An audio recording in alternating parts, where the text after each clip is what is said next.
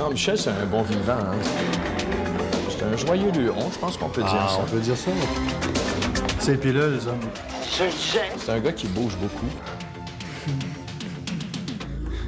Mais angoissé. Je ne comprends pas. Dans la vie, plus important,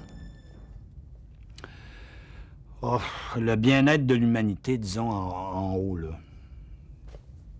Utopie, probablement, mais c'est ça. Deuxièmement, le bien-être de ma famille, la joie, le bonheur de ma famille. Puis, si ça se réalise, moi, je suis bien.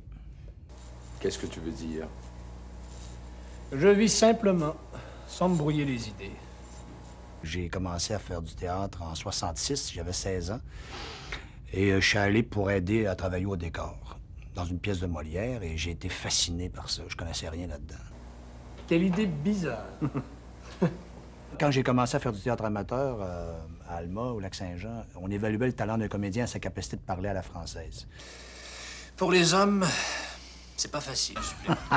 C'est pas facile. Et s'il fallait que tu échappes un du ou un tu, t'avais beau mettre toutes tes tripes sur scène, là t'avais une mauvaise critique dans le journal local. Ils disaient, il n'y a pas de bonne diction.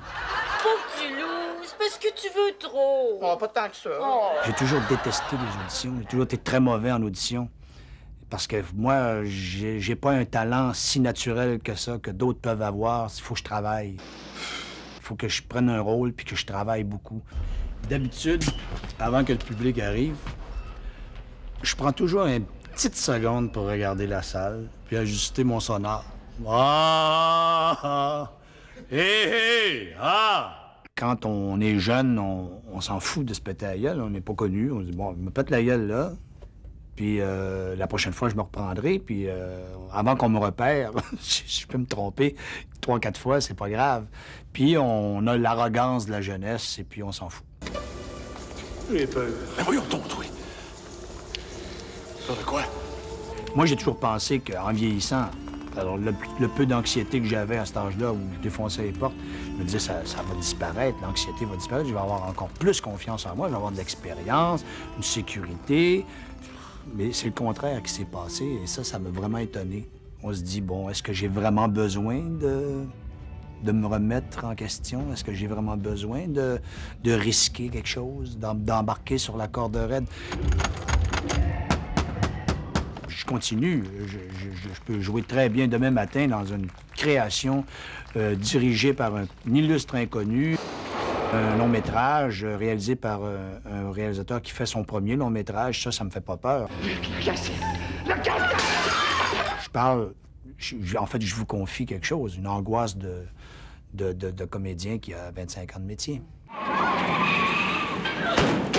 Lâche-la, t'es pris! Non, je suis pas pris. C'est vous autres qui êtes pris. Si vous faites un geste, je le tire. Winston, les rapports de terreau... Non, mais de quoi est-ce que t'as peur? Que je les mange pour déjeuner?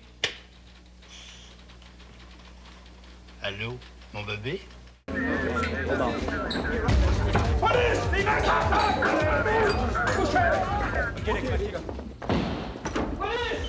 J'ai aucune idée, je sais pas qu'est-ce qui se passe.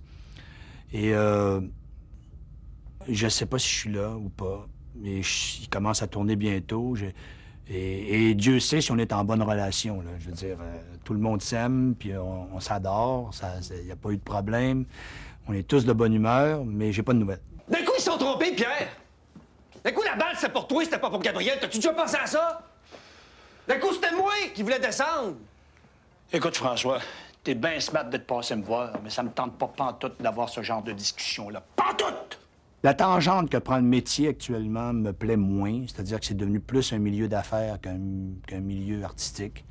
Je sens que depuis 7-8 ans, ça change. Et si ça continue comme ça, moi, je vais probablement lâcher. Je vais accrocher mes patins. Pierre, fais pas ça. Ça sert à rien. C'est devenu un monde d'affaires. Maintenant, il y a un respect factice. C'est-à-dire que dans le fond, on sent qu'il n'y a pas de respect. T'es vraiment un produit jetable.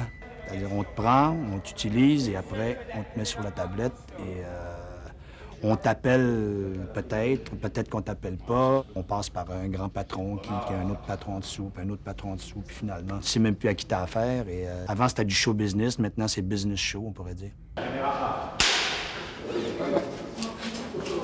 J'ai tout pour être heureux, moi, vraiment. Là, ma carrière me satisfait, ma famille est belle, est bien. Tout va bien, mais